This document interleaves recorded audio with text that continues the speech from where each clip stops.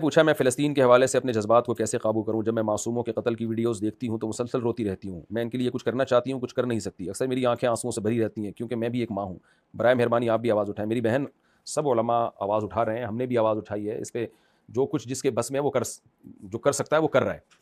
تو بعض علماء کے بارے میں لوگ کہتے ہیں کچھ نہیں کر رہے، وہ پبلک کے سامنے کچھ نہیں کر رہے، وہ پس پردہ کچھ کر رہے ہوتے ہیں. بعض حکومت میں ایسے اہلکار موجود ہیں جن کے بارے میں لوگ کہتے ہیں کہ وہ کچھ بھی نہیں کر رہے، حالانکہ وہ بھی کر رہے ہوتے ہیں لیکن وہ دکھا کے نہیں کر رہے ہوتے. تو اس لیے ایک دوسرے پر الزام لگانا یہ تو ہمیں چھوڑ دینا چاہیے کہ وہ کچھ نہیں کر رہا، وہ بھی کچھ نہیں کر رہا، وہ بھی کچھ نہیں کر رہا. ہمیں یہ دیکھنا چاہیے کہ میں کیا کر سکتا ہوں.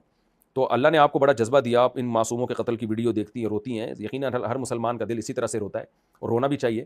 باقی کیا کر سکتے ہیں بھائی؟ ٹرسٹ کے ذریعے ان کی مدد کر سکتے ہیں، جیسے پاک ایڈ ویلفیئر ٹرسٹ ہے وہ مدد کر رہا ہے، اور بھی علماء کے کچھ ٹرسٹ ہیں جو وہاں تک رقمیں پہنچا رہے ہیں. ابھی بہت سے لوگوں نے قربانیاں کی ہیں وہاں پہ.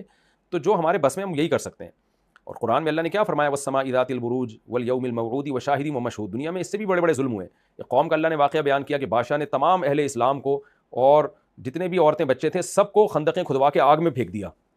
تو ایک ماں کو کہا کہ وہ بھی بچے کے ساتھ آگ میں چھلانگ لگائے. ماں گھبرا رہی تھی، میرا چھوٹا بچہ، میں کیسے آگ میں کودوں؟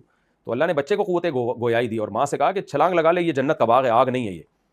تو پھر اللہ نے کیا وعید نازل کی کہ جن لوگوں نے بھی ان معصوم بچے بچیوں کو آگ میں ڈالا تھا، تو اللہ فرماتے ہیں قتلا، وہ ڈالنے والے برباد ہو گئے. جو شہید ہوئے وہ تو جنت میں چلے گئے، جو اصل میں ظلم کر رہے تھے برباد وہ ہوئے.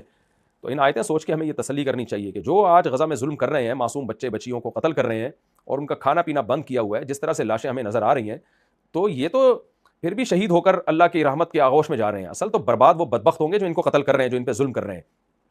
تو اللہ تھوڑی چھوڑے گا. لا تحسبن اللہ غافلا اما یعمل الظالمون. اللہ کہتے ہیں ظالم جو کچھ کر رہا ہے اللہ کو غافل نہ سمجھو. جب آپ کو ان پہ ترس آ رہا ہے، رونا آ رہا ہے، تو اللہ کو تو اپنی مخلوق سے ماں سے 70 گنا زیادہ محبت ہے.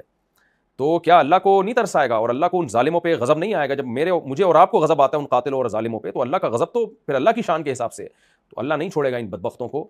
تو ہم ان ظالموں کے لیے بد دعا کر سکتے ہیں، ہدایت کی دعا کر سکتے ہیں، مظلوموں کے لیے دعا کر سکتے ہیں، اور جو کچھ ہمارے بس میں ان کی مدد جو گراؤنڈ ریئلٹی سے میچ کر رہی ہو. ہوائی باتیں کرنے والے آپ کو بہت زیادہ مل جائیں گے لوگ، لیکن پریکٹیکلی جو ہم کر سکتے ہیں، جو ہمارے بس میں، ہمیں وہ کرنا چاہیے. تو ایسا کوئی کام نہیں کرنا چاہیے کہ جو ہم کر سکیں پھر اس سے بھی ہم رہ جائیں. ایسا ہمیں کوئی کام نہیں کرنا چاہیے.